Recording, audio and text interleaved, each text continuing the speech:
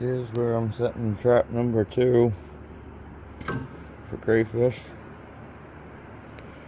I've already catching a bunch of crayfish so I can get a meal, and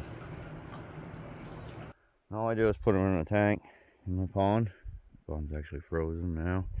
But yeah, just using a nice scoop. Scooping them out of there.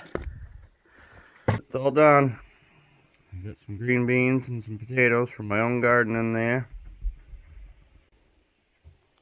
That looks good. So I just break the tail off. And pinch it in the very back. You built up.